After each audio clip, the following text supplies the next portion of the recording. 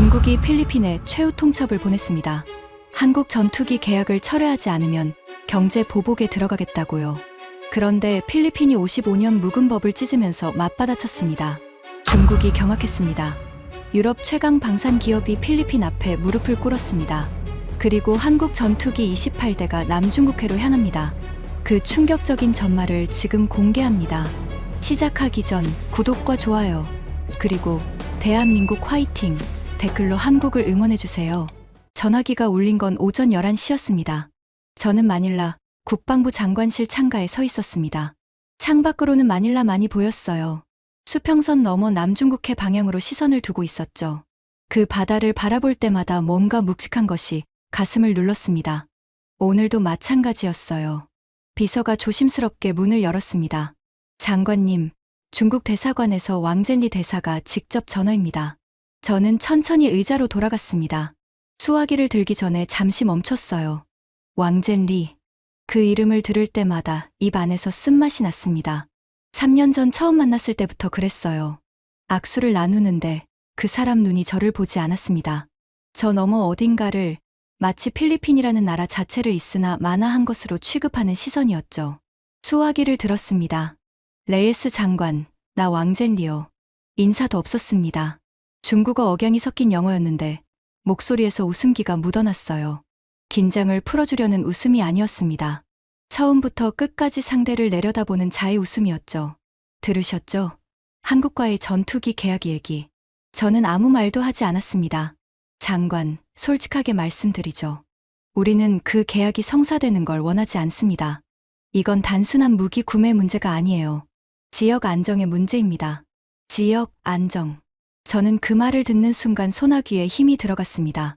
우리 군인의 손가락을 자르고 우리 보급선에 레이저를 쏘고 우리 바다를 빼앗으면서 입으로는 지역 안정을 말하는 사람이었어요. 계약을 철회하시면 좋겠습니다. 물론 그에 상응하는 배려는 우리가 드릴 수 있어요. 배려. 저는 그 단어를 씹어 삼켰습니다. 만약 그게 어렵다면, 왕젠리가 잠시 말을 끊었습니다. 그 침묵이 계산된 것임을 저는 알고 있었어요. 필리핀에 나와 있는 우리 자국민 문제를 다시 검토해야 할 수도 있습니다. 비자 문제라든지, 그리고 남중국해 어업구역 관련해서도 정리가 필요할 것 같고요. 레이스 장관, 48시간이면 충분합니다. 잘 생각해 보세요. 뚝, 전화가 끊겼습니다. 인사도 없었어요. 저는 수화기를 내려놓고 한동안 그 자리에 서 있었습니다. 창밖 마닐라만이 오전 햇빛에 반짝이고 있었어요. 저 바다 건너편에서 중국 해경선이 지금 이 시각에도 우리 어부들을 쫓아내고 있을 것이었습니다. 그리고 왕젠리는 에어컨 잘 나오는 대사관 집무실에서 전화를 끊고 차를 마시고 있겠죠. 저는 비서를 불렀습니다. 계약 담당 실무진 지금 당장 소집해. 비서가 눈을 살짝 크게 떴습니다. KF-21 계약서 초안, 오늘 오후까지 최종본으로 올려. 그날 저는 서명했습니다. 왕젠리가 협박 전화를 건 지 정확히 6시간 뒤였어요. 하지만 그 서명이 있기까지 저한테는 긴 시간이 있었습니다. 한국 전투기를 처음 봤을 때 저는 솔직히 코웃음을 쳤던 사람이었거든요. 그 시간에 이야기부터 해야 할 것 같습니다. 여러분, 저는 알폰소 레예스입니다. 올해로 62살입니다. 22살에 필리핀 육군사관학교를 졸업하고 공군으로 전과에 35년을 군에서 보냈어요. 소위 시절 미국 교관한테 군사 전술을 배웠고 대위 때 미국 공군기지에서 6개월 위탁교육을 받았습니다. 국방부 전력증강 담당 국장을 거쳐 합참 작전처장까지 했어요. 그리고 3년 전 대통령이 저한테 국방부 장관직을 맡겼습니다. 35년 군 생활 동안 저한테 전투기란 곧 미국 것이었습니다. F-16, F-18 나중에는 F-35까지. 세계 최강 전투기라는 건 다 미국 이름이 붙어 있었어요. 다른 나라 전투기는 그 아래였습니다. 아시아산 전투기라면 더욱 그랬죠. 그게 제가 35년 동안 배워온 상식이었어요. 그런데 그 상식이 완전히 무너지는데 걸린 시간이 얼마인지 아십니까? 3년이었습니다. 정확히 말하면 한국이라는 나라를 제대로 알게 되는데 3년이 걸렸어요. 제가 처음 한국 전투기 얘기를 들은 건 장관이 되기 훨씬 전이었습니다. 합참 작전처장으로 있을 때였어요. 국방부 전력증강팀에서 회의가 있었는데 그 자리에서 FA-50이라는 이름이 처음 나왔습니다. 한국항공우주산업, KAI라는 회사가 만든 경공격기라고 했어요. 훈련기로 개발된 기체에 전투 능력을 붙인 거라고 했습니다. 가격은 한 대에 약 420억 페소. 미국 F-16 한 대가 1,500억 페소가 넘는다는 걸 생각하면 3분의 1도 안 되는 가격이었어요. 저는 그 순간 속으로 이렇게 생각했습니다. 싸면 싼 이유가 있겠지. 훈련기에 총 몇 개 달아놓은 거 아닌가. 한국이 전투기를 만든다고? 그리고 솔직히 그 자리에서 이런 말까지 했습니다. 훈련기 개조품으로 실전이 되겠습니까? 예산이 부족하면 부족한 대로 중고 F-16이라도 사는 게 낫지 않겠습니까? 당시 전력증강 팀장이 조금 난처한 표정을 지었지만 아무도 제 말에 반론을 달지 않았어요. 저는 군 서열삼이었고 35년 경력이었으며 무엇보다 미국에서 교육받은 사람이었으니까요. 하지만 저한테는 한 가지 착각이 있었습니다. 미국에서 배웠다는 게 최선의 기준이라는 착각이었어요. 그 착각은 아주 오래전에 심어진 것이었죠. 제 아버지는 필리핀 해군 출신이었습니다. 한국전쟁 이후에 입대하셔서 20년을 바다에서 보낸 분이에요. 아버지가 종종 하시던 말씀이 있었습니다. 알폰소, 우리한테 가장 든든한 친구는 미국이야. 미국 말을 잘 들으면 우리는 안전해. 어릴 때 저는 그 말을 의심 없이 받아들였습니다. 그리고 군에 들어가서도 그 말은 제 안에서 원칙처럼 자리를 잡았어요. 미국 교관한테 배우고, 미국 교범으로 훈련하고, 미국 무기를 사는 것. 그게 가장 옳은 길이라고 믿었습니다. 하지만 나중에야 알게 됐어요. 미국이 우리 친구인 건 맞는데 그 친구가 항상 우리 입장에서 생각해주는 건 아니라는 것을. 그리고 친구가 파는 물건이 반드시 가장 좋은 물건은 아니라는 것을. 그 사실을 제게 가장 먼저 가르쳐준 건 한국 전투기가 아니었습니다. 미국 무기 로비스트 한 명이었어요. 장관이 된 지 2달째가 됐을 때였습니다. 브래드 헌터라는 사람이 면담을 요청해 왔어요. 미국 방산업체 로키드 마틴의 아시아 태평양 지역 영업본부장이라고 했습니다. 50살쯤 돼 보이는 미국인이었는데 줄무늬 넥타이에 금색 시계를 차고 제 집무실에 들어왔어요. 악수하는 손이 부드러웠습니다. 현장에서 일하는 손이 아니었죠. 장관님, 만나서 반갑습니다. 오랫동안 필리핀 공군을 응원해온 사람으로서 이렇게 직접 뵐 수 있어 영광입니다. 그는 F-16 블록 70 제안서를 테이블에 펼쳤습니다. 최신 업그레이드 모델이라고 했어요. 화려한 사양서였습니다. 컬러 인쇄물에 영어로 빼곡하게 성능 수치들이 적혀 있었어요. 대당 가격은 1,800억 페소입니다. 16대 기준으로 총 2조 8,800억 페소. 파이낸싱 옵션도 준비돼 있습니다. 저는 서류를 훑어봤습니다. 유지 보수는 어떻게 됩니까? 브래드 헌터가 미소를 지었어요. 로지스틱스는 저희가 전담합니다.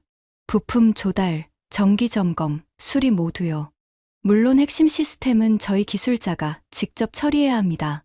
보안 문제라서요. 그 말의 의미를 저는 알고 있었습니다. 비행기를 사도 속을 들여다볼 수 없다는 뜻이었어요. 고장이 나면 미국 기술자가 와야 하고 부품이 필요하면 미국 회사에 손을 벌려야 한다는 뜻이었죠. 우리 기술자는 외부 껍데기만 만질 수 있는 겁니다. 저는 잠시 생각하다가 말했습니다. 검토해 보겠습니다. 브래드 헌터는 자리에서 일어나며 악수를 청했습니다. 그런데 그가 나가려다 멈추더니 돌아섰어요. 장관님, 하나만 말씀드려도 될까요? 저는 고개를 끄덕였습니다. 필리핀이 아시아산 전투기를 구매하는 방향으로 간다면 미국 의회 쪽에서 원조 예산, 재검토 논의가 생길 수도 있습니다. 물론 저는 그런 일이 없길 바라지만요. 그냥 참고하시라고요. 그러고 나서 그는 정말로 나갔습니다. 저는 그가 두고 간 서류를 바라보다가 천천히 서랍 속으로 밀어 넣었습니다. 손이 조금 떨렸어요. 분노인지 모욕감인지 구분이 되지 않는 감정이었습니다. 한 나라의 국방장관한테 면담 자리에서 무기를 팔면서 동시에 원조 삭감 협박을 하는 것. 그게 그 사람한테는 아마 일상적인 영업 방식이었을 겁니다. 필리핀 따위의 나라한테는 그 정도면 충분하다고 생각했겠죠. 하지만 저는 그날 이후 오히려 더 단단하게 결심했습니다. 우리 하늘을 지킬 전투기를 우리가 직접 고를 권리가 있다고요. 그리고 그 선택이 미국이 싫어하는 선택이라 해도 상관없다고. 문제는 그 대안이 정말 존재하느냐는 것이었어요. 당시 저는 아직 그 답을 몰랐습니다. 남중국해를 한 번도 안 가보셨다면 지도를 펼쳐보시기 바랍니다. 필리핀에서 서쪽으로 눈을 옮기면 바다가 나옵니다.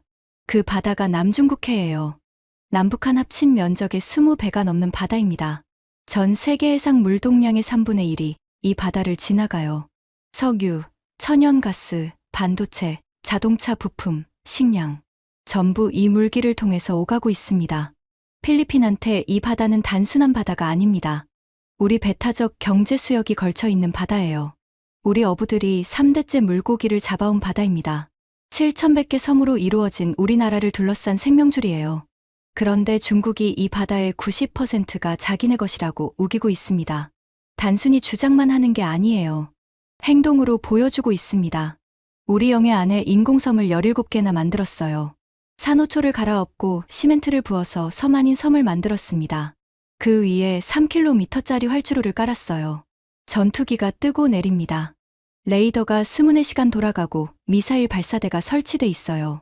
필리핀 해안에서 가장 가까운 인공섬까지 거리가 얼마인지 아십니까? 240km입니다. 서울에서 대전이 150km니까 대전보다 조금 더 먼 거리에 중국 전투기가 뜨고 내리고 있는 겁니다. 내가 장관이 된 해에 있었던 일을 말씀드리겠습니다. 우리 해군 병사 12명이 세컨드 토마스 암초에 주둔하고 있었어요. 암초 위에 걸쳐놓은 낡은 선박에서 생활하는 병사들이었습니다. 필리핀이 그 암초에 대한 주권을 포기하지 않겠다는 의지를 몸으로 보여주고 있는 사람들이었어요. 저는 그 병사들을 생각하면 가슴이 먹먹해집니다. 파도가 치면 흔들리고 더위에 지치고 그래도 그 자리를 지키고 있는 20서너 살짜리 청년들이었어요. 그 청년들한테 밥을 가져다 주려고 보급선이 출발했습니다. 보급선이라고 해서 큰 배가 아닙니다. 작은 선박에 쌀과 물, 의약품을 싣고 갔어요. 병사들 먹을 음식을 가지고 가는 배였습니다. 중국 해경선이 막아섰습니다. 배의 두 척이었어요. 처음엔 방향을 막았습니다. 앞을 가로질렀어요. 우리 보급선이 멈추지 않자 이번에는 물대포를 쐈습니다. 갑판 위에 있던 선원들이 쓰러졌어요. 의약품 상자가 바다로 날아갔습니다. 쌀 포대가 찢어졌어요. 그것만이 아니었습니다. 해경선이 군용 레이저를 쐈어요. 군사용 레이저입니다. 우리 선원 한 명의 눈에 초록빛이 들어왔습니다. 바다 한가운데에서 파도가 치는 갑판 위에서 갑자기 앞이 안 보이게 된 거예요. 그 선원은 난간을 붙잡고 무릎을 꿇었습니다. 30분이 지나도록 시야가 돌아오지 않았어요. 2명이 더 레이저를 맞았습니다. 3명 모두 일시적 시력 손상 판정을 받았어요. 밥 가져다 주는 배한테 군용 레이저를 쏜 겁니다. 그 보고서를 받아든 날 저는 한참 동안 집무실을 걸어 다녔어요. 다리가 후들거렸습니다. 분노 때문이기도 했지만 무력감 때문이기도 했어요. 저는 국방장관이었는데 우리 선원들을 지켜줄 방법이 없었습니다. 다음 분기엔 더 심한 일이 벌어졌습니다. 중국 해경선이 우리 보급선을 들이받았어요. 배와 배가 충돌했습니다. 충돌 과정에서 우리 해군 하사가 오른손 엄지손가락을 잃었어요. 전쟁도 아니고 전투도 아닌데 밥 가져다 주는 임무 중에 군인의 손가락이 잘려나간 겁니다. 그 하사 이름이 에드가르도 살라베아였습니다. 28살이었어요. 3살짜리 딸이 있었죠. 저는 그 하사 가족에게 직접 전화를 걸었습니다. 뭐라고 말해야 할지 몰라서 한참을 말이 없었어요. 하사의 아내가 오히려 저한테 이렇게 말했습니다. 장관님, 남편이 부끄럽지 않게 해주세요. 저는 전화를 끊고 나서 눈물이 났습니다. 부끄럽지 않게. 나라가 군인을 지켜주지 못했는데 그 군인의 아내가 나라한테 부탁을 하는 거였어요. 그 통화 이후 저는 공군력 증강을 최우선 과제로 올렸습니다. 하늘을 지켜야 했습니다. 바다 위에서 일어나는 일은 결국 하늘에서 결판이 납니다. 하지만 문제는 우리 하늘이 텅 비어 있었다는 거예요. 제가 장관이 되어 처음 한 일 중 하나가 공군 전력 현황 보고를 받는 것이었습니다. 보고서를 받아들고 저는 몇 가지 숫자를 보며 할 말을 잃었어요. 우리 필리핀 공군이 보유한 제공 전투기, 숫자를 말씀드리면 황당하게 들리실 겁니다. 제대로 된 전투 임무가 가능한 전투기는 FA-50-12대가 전부였습니다. 그 이전에 있던 전투기들은요. F-5와 F-8이었어요. 1960년대에 생산된 기종들입니다. 우리 부모님 세대가 젊었을 때 만들어진 전투기로 제가 장관이 될 때까지 현역으로 운용되고 있었습니다. 정확히 얼마나 된 기체냐면요. 마지막으로 가동 가능했던 F-8 몇 대는 기령이 50년이 넘었습니다. 기체 골조에 피로 균열이 생겨서 비행 가능 시간이 극도로 제한돼 있었어요. 부품은 더 심각했습니다. 이미 생산이 중단된 지 오래여서 다른 나라 박물관에 있는 같은 기종 전시기에서 부품을 빼서 쓰는 경우까지 있었어요. 제7,100개 섬으로 이루어진 나라를 지키는 전투기 이야기입니다. 보고서를 다 읽고 나서 저는 담당 장성한테 물었습니다. 남중국해 인공섬 쪽으로 출격이 가능합니까? 장성이 잠시 머뭇거렸어요. 현재 전투기로는 무리입니다. 작전 반경이 짧고 장기 채공이 어렵습니다. 그리고 솔직히 말씀드리면 중국 인공섬 방공 시스템에 들어가는 건 자살 임무에 가깝습니다. 자살 임무. 저는 그 말을 수첩에 적었습니다. 우리 군인들이 바다 위에서 레이저를 맞고 손가락을 잃는 동안 우리 하늘에는 그들을 지켜줄 전투기가 없었던 겁니다. FA-50-12대. 이게 전부였어요. 바로 그때 브래드 헌터가 찾아온 거였습니다. 제가 가장 약할 때, 가장 무언가가 필요할 때 나타난 것이죠. 그가 집무실을 나간 뒤 저는 오랫동안 창밖을 바라봤습니다. 마닐라만 넘어 바다. 저 바다 어딘가에서 우리 병사들이 낡은 선박에 기대어 하루하루를 보내고 있었어요. 그리고 저는 그들을 지켜주기 위해 선택을 해야 했습니다. 미국산 전투기를 사면 됐습니다. 브래드 헌터 말대로 했으면 됐어요. 대당 1,800억 페소. 16대 기준으로 총 2조 8,800억 페소. 물론 부품은 미국 회사에서 사야 하고 수리는 미국 기술자한테 맡겨야 하고 핵심 시스템은 우리가 들여다볼 수 없지만요. 그게 원조 계속 받는 조건이라 해도. 하지만 저는 그 순간 아버지가 하셨던 말씀을 떠올렸어요. 미국 말을 잘 들으면 우리는 안전해. 과연 그랬습니까? 우리는 미국 말을 잘 들어왔어요. 오랫동안 그랬습니다. 그런데 지금 우리 바다에서는 레이저가 날아다니고 우리 군인은 손가락을 잃었어요. 브래드 헌터는 장관 집무실에서 원조 삭감을 협박했습니다. 그리고 우리 하늘엔 50년 된 전투기만 남아 있었죠. 안전하지 않았습니다. 아버지의 말은 틀렸어요. 아니면 세상이 달라진 것이었죠. 저는 그날 밤 늦게까지 집무실에 남아 있었습니다. 전력 증강 팀 보고서들을 다시 꺼냈어요. FA-50 도입 이후의 성과 보고서도 포함해서요. 12대를 보유하고 나서 필리핀 공군에 어떤 변화가 있었는지. 그 보고서 맨 끝에 한 줄이 있었습니다. 전력 증강팀 과장이 적은 것이었어요. FA-50은 단순한 경공격기가 아닙니다. KF-21로의 가능성을 보여주는 징검다리입니다. 저는 그 줄에 밑줄을 그었습니다. KF-21. 그게 뭔지 그때 저는 아직 잘 몰랐어요. 하지만 진짜 충격은 이제부터 시작이었습니다. 보고서가 올라온 건 제가 전력 증강팀 보고서들을 다시 꺼내 읽던 다음 날이었습니다. 마닐라에서 남쪽으로 비행기로 1시간 반. 민다나오 섬이 있습니다. 필리핀에서 두 번째로 큰 섬이에요. 인구는 약 2,600만 명. 섬 안쪽에 마라위라는 도시가 있었어요. 인구 22만 명. 주민 대부분이 이슬람교도인 도시였죠. 장관이 되기 몇 해 전에 그 도시에서 전투가 벌어졌습니다. IS, 이슬람 국가를 따르는 무장 세력 약 1,200명이 마라위 시내를 통째로 점령한 거예요. 무장 세력은 도시 곳곳에 검은 깃발을 걸었습니다. 민간인을 인질로 잡았어요. 기독교도 남성은 현장에서 처형했습니다. 수만 명의 주민이 공포에 질려 도망쳤어요. 우리 육군이 투입됐습니다. 그런데 이 전투가 보통이 아니었어요. 마라위 시내 건물들이 특이하게 지어져 있었거든요. 철근에 두꺼운 콘크리트를 부어 만든 벽이라 폭탄이 떨어져도 1층과 지하실이 버텼습니다. 더 심각한 건 무장 세력이 몇 달 전부터 건물과 건물 사이 벽을 뚫어서 비밀 통로를 만들어 놨다는 겁니다. 지상에선 보이지 않는 미로였어요. 한 건물을 점령하면 벽 뒤 통로로 빠져나가 옆 건물에서 다시 총을 쐈습니다. 두더지 잡기였어요. 거기에 민간인 약 1,700명이 도시 안에 인질로 남아 있었습니다. 우리 공군이 가진 건 그때도 오래된 기체들이었어요. 정밀 유도 장비가 없었습니다. 조종사가 육안으로 조준하고 폭탄을 떨어뜨리는 방식이었죠. 도시 한복판에서 이 방식을 쓰면 결과가 어떻게 됩니까? 테러리스트가 아니라 옆집 가족이 맞습니다. 실제로 그 일이 벌어졌어요. 전투 시작 초반에 우리 공군기가 오폭을 했습니다. 폭탄이 엉뚱한 건물에 떨어졌어요. 아군 12명이 사망했습니다. 민간인 피해도 있었어요. 보고서를 읽던 저는 그 숫자에 한참 멈췄습니다. 우리 폭탄에 우리 군인이 죽은 겁니다. 그때 누군가가 말했습니다. FA-50을 투입하자고요. 당시 공군 작전처장이었던 로만 벨트란 준장이 그 제안을 한 것이었어요. 저는 그 보고서를 읽으면서 솔직히 말씀드리면 반신반의했습니다. FA50은 도입한 지 겨우 2년 된 기체였어요. 그 이전까지 마라위 같은 도심 전투에 투입된 전례가 없었습니다.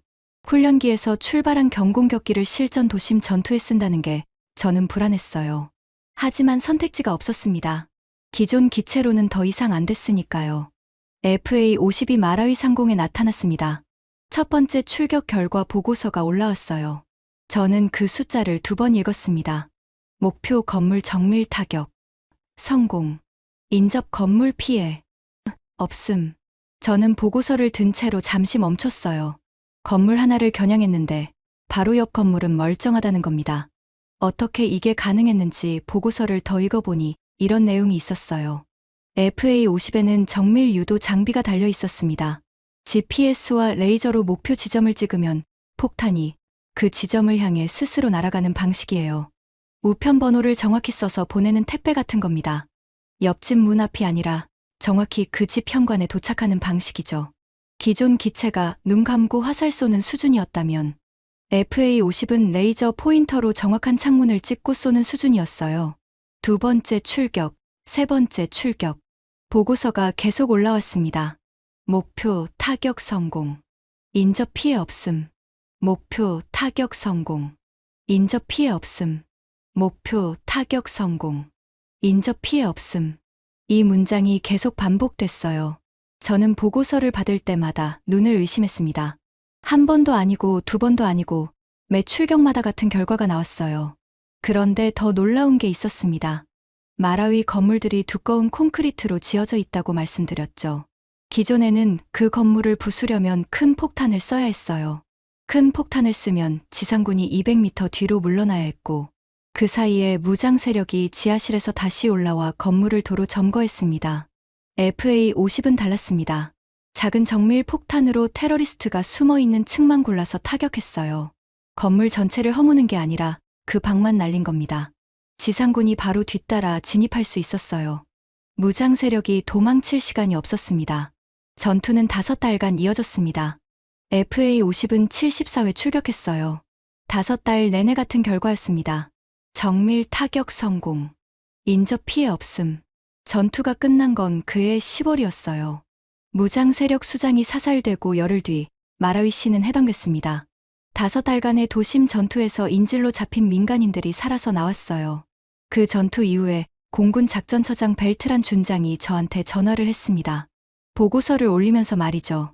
장관님, 20년 군 생활에서 이런 기동성과 정밀도는 처음 봤습니다. 이건 게임 체인저입니다. 게임 체인저. 전쟁의 판을 바꾸는 무기라는 뜻이에요. 저는 그 보고서를 다 읽고 나서 한참 동안 의자에 앉아 있었습니다. 창밖으로 마닐라의 오후 햇살이 들어오고 있었어요. 저는 그때 처음으로 진지하게 생각했습니다. 내가 틀렸을 수도 있겠구나. 한국 전투기를 싸구려 훈련기 개조품으로 봤던 제 판단이 틀렸을 수 있다는 생각이요. 하지만 저는 여전히 확신이 없었어요. 마라위는 도심 전투였습니다. FA50은 상대적으로 작고 느린 기체예요. 제공 전투, 즉 하늘에서 하늘을 지키는 싸움에서도 같을지는 아직 몰랐습니다. 저한테는 아직 확인해야 할 것들이 남아 있었어요. 그런데 그 다음에 벌어진 일은 전투기하고는 전혀 상관없는 이야기였습니다. 그리고 그것이 오히려 제 마음을 더 크게 흔들었어요. 코로나가 전 세계를 덮친 해가 있었습니다. 저는 그해 초에 울산에 있었어요. 우리가 주문한 군함을 인수하러 간 것이었습니다. 600톤급 초계함이었어요. 필리핀 공군의 FA50 도입 이후 우리는 해군 전력도 한국에서 사기로 했었습니다. HD 현대중공업에 주문한 초계함 2척 중 첫 번째였어요. 이름은 호르에 살라스함이었습니다. 필리핀 독립운동 영웅의 이름을 붙인 배였죠. 마닐라를 출발하기 직전에 코로나 관련 뉴스가 본격적으로 터졌어요. 중국에서 시작된 바이러스가 전 세계로 퍼지고 있다는 소식이었습니다. 공항 곳곳에 검역 절차가 생겼고 마스크를 구하기가 어려워지기 시작했어요. 저는 울산에 도착했습니다. 현대중공업 조선소였어요. 그런데 솔직히 말씀드리면 출발 전날까지 저는 배가 제대로 나올 거라고 생각하지 않았습니다. 전 세계 공장들이 멈추고 있었어요. 납품 지연이 당연한 일이 되어가고 있었거든요. 미국에서 주문한 장비들도 밀리고 있었고 유럽발 부품들도 마찬가지였습니다. 마닐라에 돌아가는 보고서에 저는 이미 이렇게 썼어요. 코로나 상황을 감안하여 최소 8개월에서 1년 지연을 예상한다. 그런데 울산 조선소에 도착하자마자 현대중공업 담당 팀장이 저한테 인사를 건네며 말했습니다. 정민준 팀장이었어요. 40대 중반쯤 됐을까요? 마른 체형의 작업복 차림이었습니다. 악수하는 손이 거칠었어요. 사무실에서만 일한 손이 아니었죠. 레이스 장관님, 일정 확인하러 오셨죠? 5개월 앞당겨 드릴 수 있습니다. 저는 잘못 들은 줄 알았습니다. 5개월이요? 앞당긴다고요? 네. 예정일보다 5개월 일찍 인도해 드릴 수 있습니다. 저는 수행원을 쳐다봤습니다. 수행원도 저와 같은 표정이었어요. 전 세계가 멈추고 있는데 납품이 늦어질 거라는 게 상식인데 오히려 5개월 앞당기겠다는 겁니다. 어떻게 그게 가능합니까? 지금 코로나가 이 정도인데. 정민준 팀장은 조선소 안쪽을 가리켰습니다. 직접 보시겠습니까? 저는 따라 들어갔어요. 조선소 입구에 방역 게이트가 설치돼 있었습니다. 체온을 재고 손을 소독하고 마스크를 확인해야 안으로 들어갈 수 있었어요. 들어가자마자 거대한 도크가 펼쳐졌습니다. 어마어마한 크기의 건조 구역이었어요. 그 안에서 마스크를 쓴 수백 명의 작업자들이 일하고 있었습니다. 용접 불꽃이 튀고 있었어요. 철제를 자르는 소리, 망치 소리, 기계 돌아가는 소리가 거대한 도크 안에서 울려 퍼졌습니다. 점심시간을 두 조로 나눠서 교대로 먹고 있었어요. 한 조가 밥을 먹는 동안 다른 조는 일했고 다 먹으면 자리를 바꿨습니다. 쉬는 시간도 최소화하고 있었어요. 코로나가 무섭지 않았겠습니까? 수백 명이 좁은 공간에서 함께 일하고 있었어요. 그럼에도 멈추지 않고 있었습니다. 저는 정민준 팀장한테 물었습니다. 왜 이렇게까지 합니까? 코로나 상황에서 늦어지면 우리도 이해합니다. 아무도 뭐라고 안 해요. 정민준 팀장이 저를 보며 말했습니다. 약속한 날짜니까요. 당연한 것 아닙니까? 그게 전부였습니다. 긴 설명이 없었어요. 대단한 걸 하고 있다는 자각도 없는 것 같았어요. 그냥 약속했으니까 지키는 거라고요. 저는 그 말을 듣는 순간 가슴 한쪽이 뭔가에 찔리는 것 같았습니다. 이 사람들한테 약속은 코로나가 있어도 바뀌지 않는 것이었어요. 그게 당연한 것이었습니다. 그날 오후 저는 인수 절차를 진행하기 위해 호르의 살라스함에 올라갔습니다. 갑판에서 울산 앞바다가 내려다 보였어요. 배 안을 돌아다니며 각 구역을 점검했습니다. 기관실, 조타실, 무기체계, 통신장비. 담당 기술자들이 하나하나 설명해줬어요. 그런데 경납고 구역을 지나다가 뭔가 눈에 들어왔습니다. 낯선 상자들이 쌓여 있었어요. 계약서에 없는 물건이었습니다. 가까이 가봤더니 마스크였어요. 상자가 겹겹이 쌓여 있었습니다. 세어보니 8만 장이 넘었어요. 그 옆에는 손소독제 상자들, 그리고 코로나 진단 키트 박스들이 빼곡했습니다. 그 당시 이것들이 뭔지 아십니까? 마스크 한 장이 금보다 귀했습니다. 각국 정부가 공항에서 서로 빼앗는 일까지 벌어지고 있었어요. 진단 키트는 아예 구하기가 불가능한 물건이었습니다. 나라끼리 외교 갈등까지 생길 정도로 귀한 물자였어요. 그걸 상자째 배에 실어놓은 겁니다. 계약서에 한 줄도 없는 물건을요. 저는 정민준 팀장을 찾아갔습니다. 이건 뭡니까? 계약에 없는 물건인데요. 정민준 팀장이 말했습니다. 필리핀 분들 고생하시지 않습니까? 조금이나마 도움이 되면 좋겠습니다. 그게 전부였습니다. 저는 한참 동안 그 자리에 서 있었어요. 마스크 상자 앞에서 움직이지 못했습니다. 30년 군 생활 동안 저는 여러 나라와 무기 거래를 해봤습니다. 미국, 유럽, 러시아. 무기를 사면 무기만 옵니다. 계약서에 적힌 것만 오고 거기서 한 가지라도 빼려고 하면 협상이 생기고 추가 비용이 붙습니다. 납품이 늦으면 늦은 이유를 설명하는 서류가 따라오고 나중에는 지연 면책, 조항 이야기가 나옵니다. 한 푼이라도 더 받으려 하지 한 푼을 더 주는 나라는 없었어요.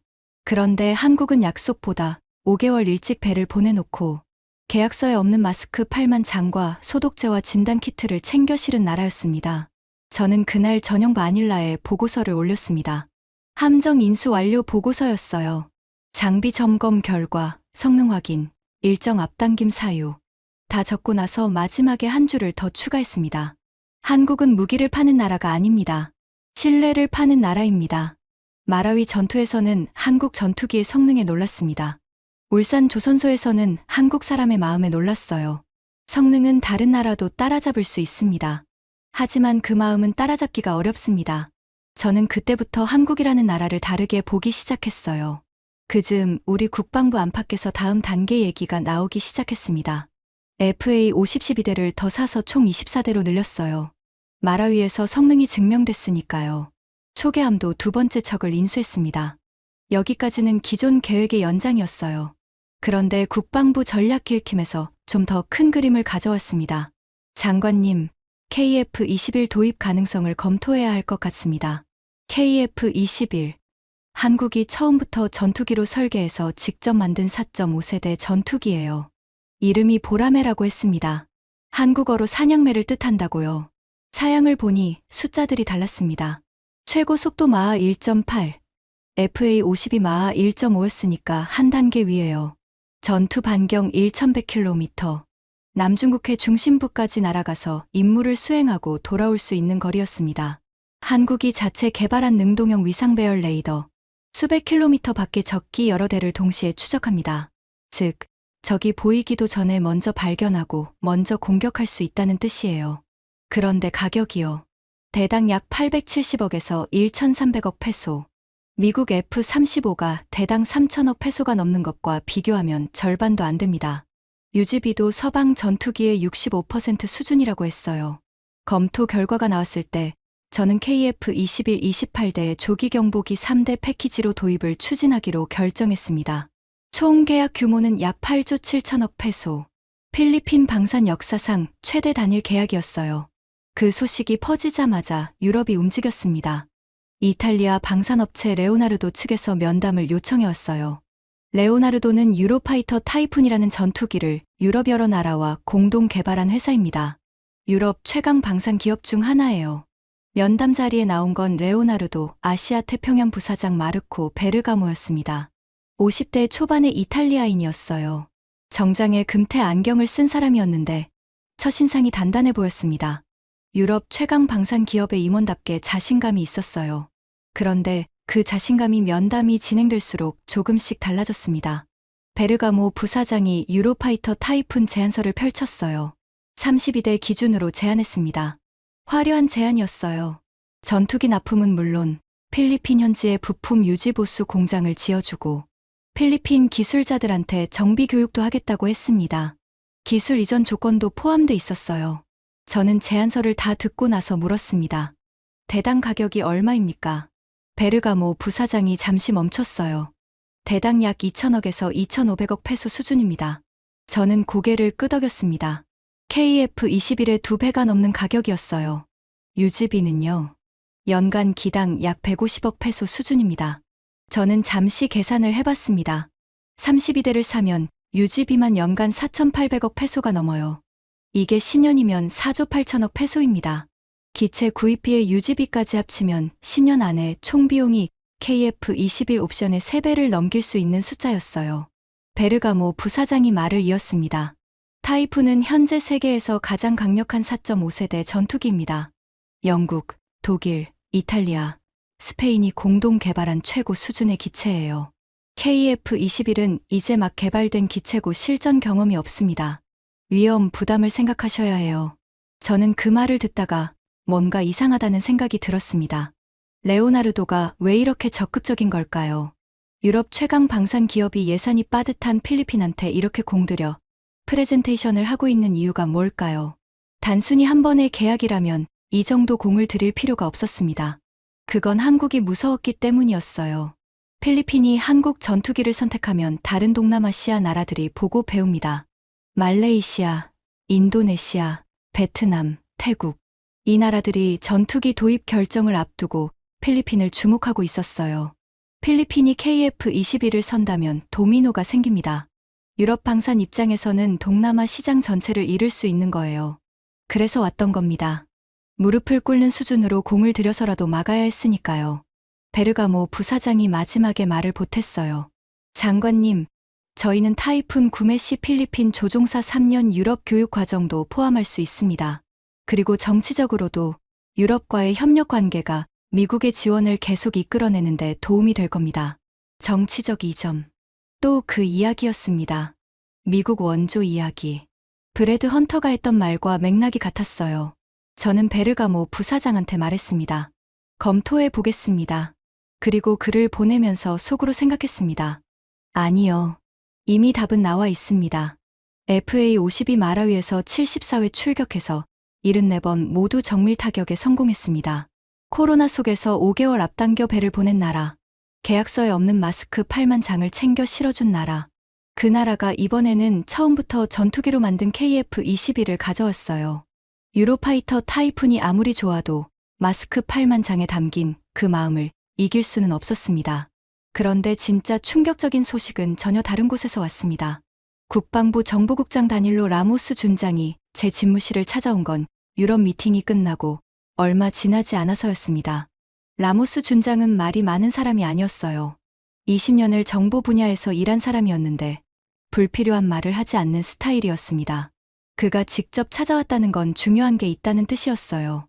그는 봉투를 하나 꺼냈습니다. 안에 출력된 문서가 있었어요.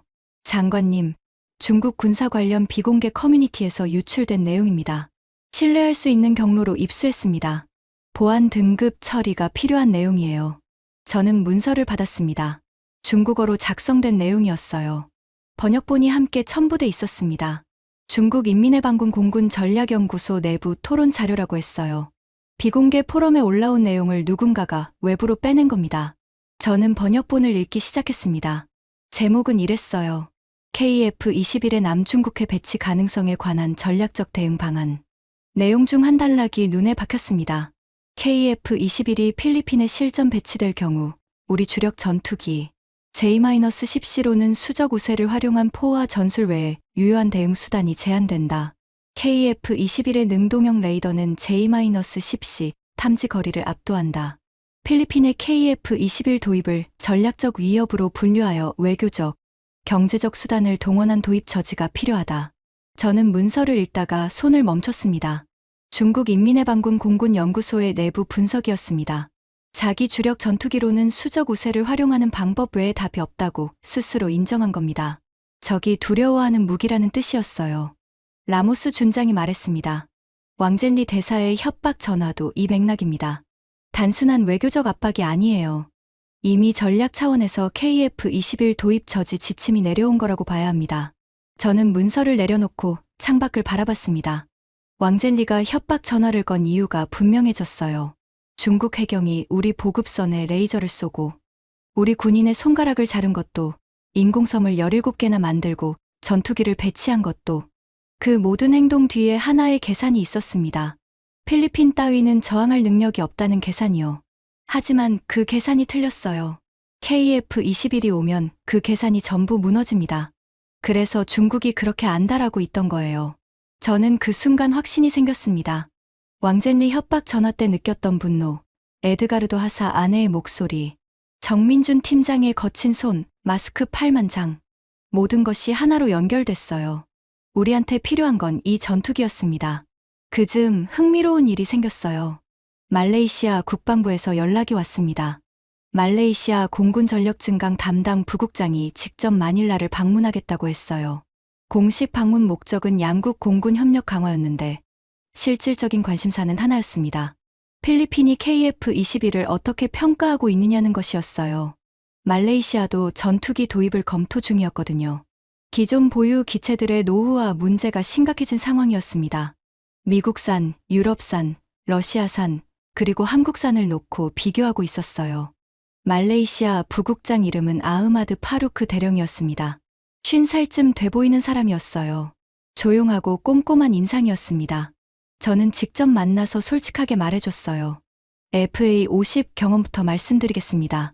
마라위 전투에서 74회 출격, 74회 모두 목표 달성했습니다. 민간인 피해 없었어요. 그리고 코로나 상황에서 군함 납품을 5개월 앞당겨준 나라입니다. 파루크 대령이 수첩에 받아 적었어요. KF-21은 어떻게 보십니까?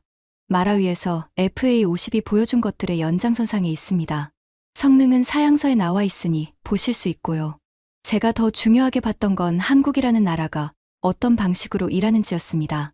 그 부분은 숫자로 증명이 됩니다. 파루크 대령이 잠시 생각하다가 말했습니다. 유지보수 자립도는 어떻습니까? 미국산은 핵심 부품을 미국에서 통제하잖아요. 그건 저도 처음에 신경 썼던 부분이었어요. 한국 측에 직접 확인했습니다. KF-21은 기체 핵심 기술에 대해 구매국이 일정 수준의 접근권을 갖도록 돼 있습니다. 미국산처럼 완전히 블랙박스 상태는 아니에요. 정비 인력 훈련도 포함입니다. 우리 기술자가 직접 손을 댈 수 있다는 뜻이죠. 파루크 대령이 고개를 끄덕였습니다. 감사합니다. 많은 도움이 됐습니다. 그로부터 몇 달 뒤, 말레이시아가 KF-21 18대 도입 계약을 체결했다는 소식이 왔어요. 저는 그 소식을 듣고 씁쓸한 웃음이 나왔습니다. 우리가 피 흘려 증명해준 결과가 이웃 나라에도 닿은 거였으니까요. 하지만 그것만이 아니었습니다. 이집트에서도 소식이 왔어요. 아프리카 최대 군사국인 이집트가 KF-21 36대 계약을 검토 중이라고 했습니다. 그 이전까지 이집트는 주로 러시아와 미국 전투기를 써왔어요. 중동 지역에서 한국 전투기를 산다는 것 자체가 뉴스였죠. 한국 방산 수출 통계가 눈에 들어왔습니다. 불과 6년 만에 수출 규모가 6배 가까이 뛰었어요. 세계 방산 시장 평균 성장률이 연간 7% 정도인데 한국은 그 5배 속도로 달려온 겁니다. 저는 그 숫자들을 보면서 한 가지를 생각했습니다. 한국이 10년 전만 해도 FA50을 겨우 팔던 나라였다는 것. 그때도 유럽 방산은 콧방귀를 뀌었을 거예요. 아시아산 경공격기가 뭘 하겠냐고. 그런데 지금은 유럽 최강 방산 기업이 마닐라까지 날아와서 설득하고 중국 인민해방군이 내부 문건에서 KF-21을 전략적 위협으로 분류하고 있습니다. 10년이었어요.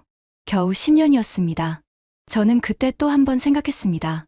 내가 처음 FA50 얘기를 들었을 때 코웃음을 쳤던 것. 훈련기에 총 달아놓은 거 아니냐고 했던 것. 그게 얼마나 좁은 생각이었는지요. 하지만 진짜 클라이맥스는 아직 오지 않았습니다. 왕젠리의 협박 전화 이야기를 처음에 말씀드렸죠.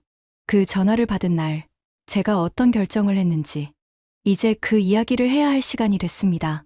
왕젠리의 전화가 오기 일주일 전부터 이상한 일들이 있었습니다. 중국 대사관 측에서 비공식 채널로 여러 차례 접촉을 시도했어요. 국방부 실무자들한테 먼저 연락이 왔습니다. 내용은 하나였어요. KF-21 계약을 재고해달라는 것이었습니다. 처음엔 부드럽게 시작했어요. 양국 관계 발전을 위해 신중한 검토가 필요하다는 식이었습니다. 그 다음엔 조금 달라졌어요. 필리핀 어업 관련 부처의 중국 측 인사들이 접근했습니다. 남중국해 어업쿼터 조정 가능성을 언급했다고 해요. 그 말이 어떤 의미인지는 굳이 설명할 필요가 없었습니다. 우리 어부들이 조업할 수 있는 수역을 줄이겠다는 뜻이었으니까요. 그래도 반응이 없자 왕젤리가 직접 전화를 건 겁니다. 그 전화 내용을 저는 녹음했어요. 협박 내용을 기록으로 남겨야 한다고 생각했거든요. 전화가 끊기고 나서 저는 그 녹음을 다시 들었습니다. 필리핀에 나와 있는 중국 자국민 문제를 다시 검토하겠다. 비자 문제, 남중국해 어업구역 정리, 48시간 안에 결정하라. 저는 녹음을 끄고 오랫동안 그 자리에 앉아 있었어요. 창밖 마닐라만이 오전 햇살에 반짝이고 있었습니다. 그리고 아버지 생각이 났어요. 미국 말을 잘 들으면 우리는 안전해. 아버지가 하셨던 말씀이요. 저는 군인이 되어서 그 말을 조금 다르게 이해했습니다. 강한 나라의 말을 잘 들어야 약한 나라는 살아남는다고요.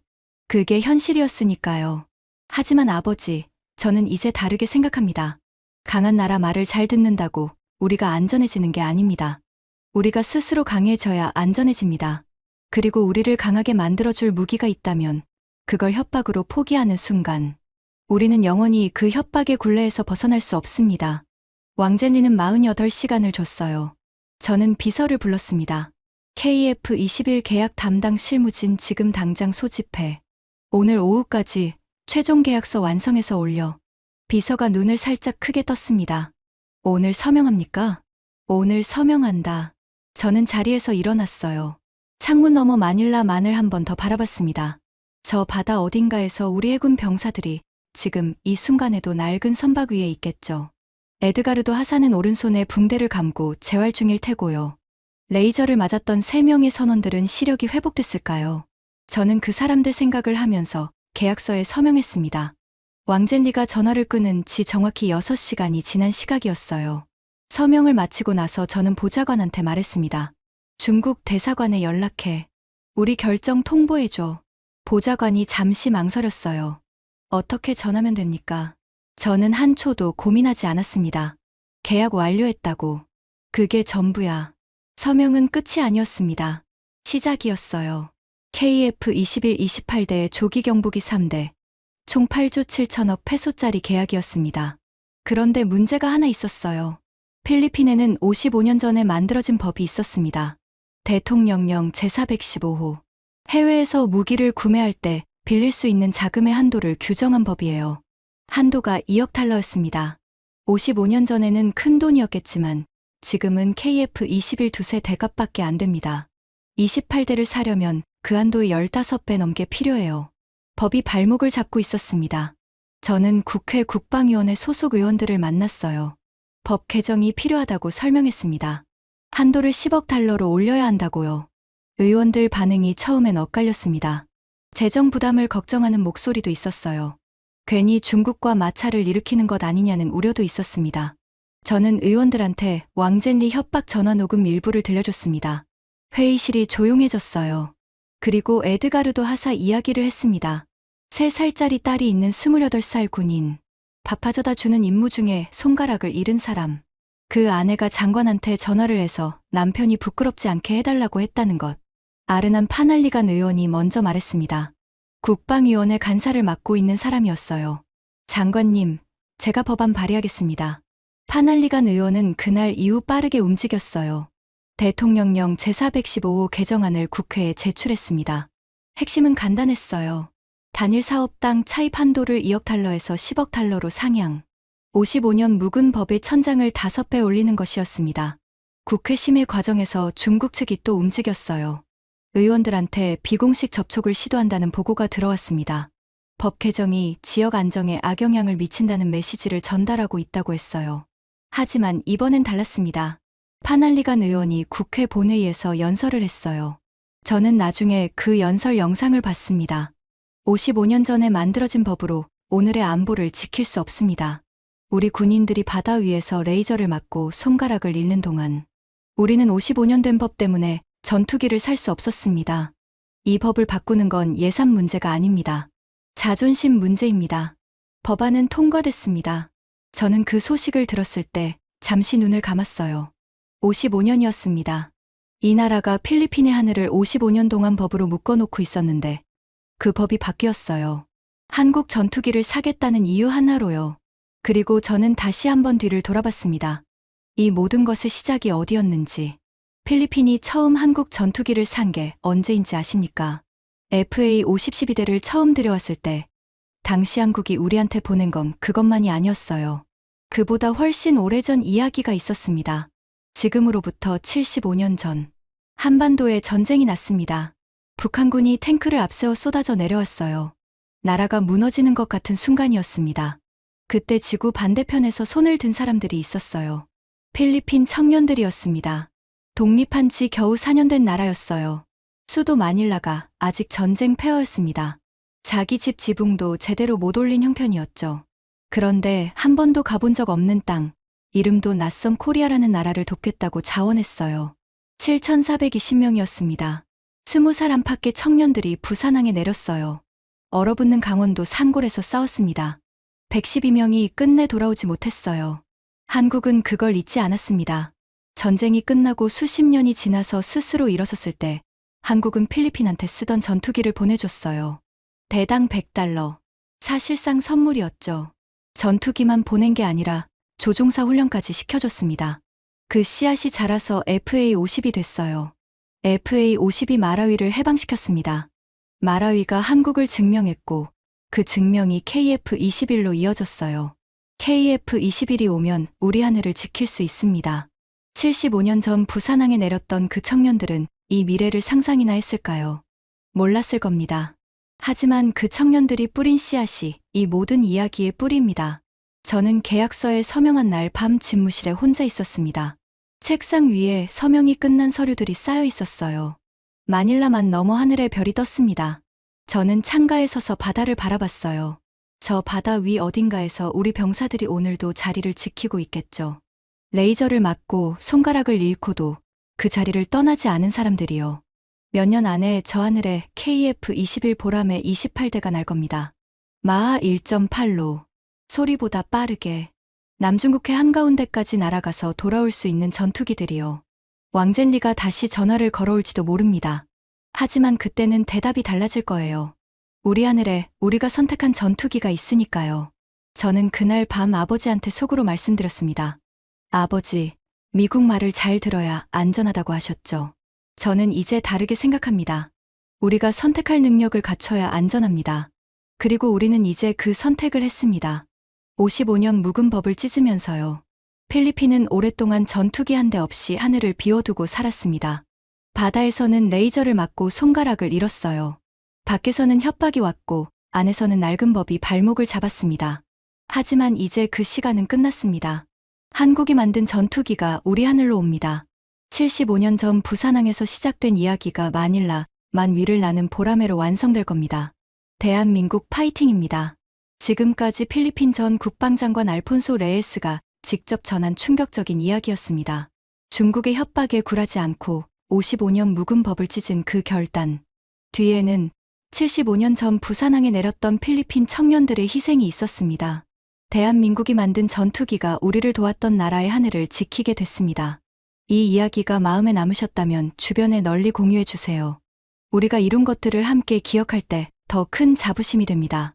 구독과 좋아요도 큰 힘이 됩니다. 지금까지 감동테라였습니다. 감사합니다.